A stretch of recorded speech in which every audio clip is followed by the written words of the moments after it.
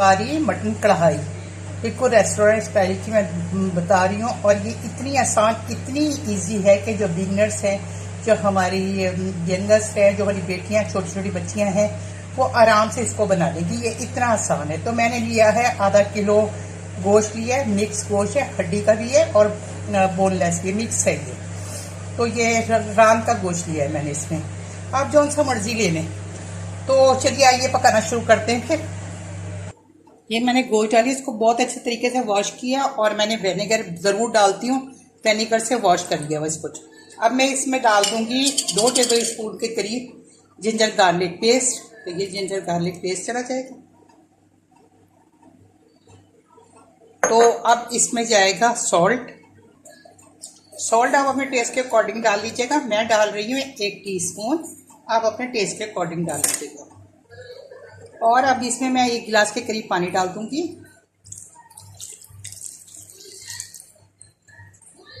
और इसको मिक्स करके पोच गलने के लिए, इसको पकने के लिए रख दूंगी।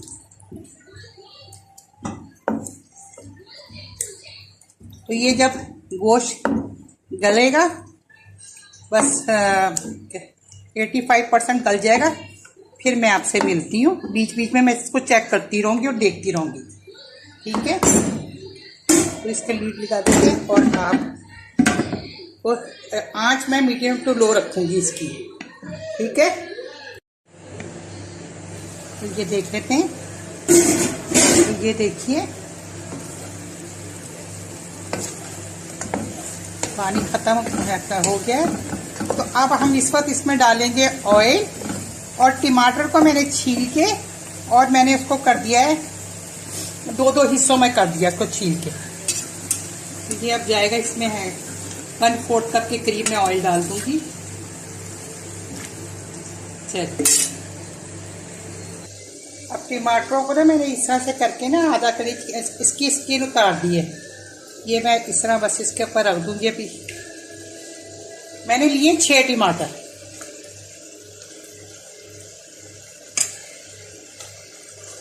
तो अब ये टमाटर चलेंगे। इसमें मैं डालूंगी 1 टीस्पून कुटी हुई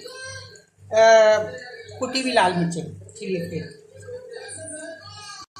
अब एक इसमें टीस्पून भुना कुटा जीरा जाएगा। और भुना कुटा कोरिएंडर कोरिएंडर सीड्स जो होते हैं, साबुत धनिया। अब जीरा जाएगा, भुना कुटा जीरा अब जाएगा।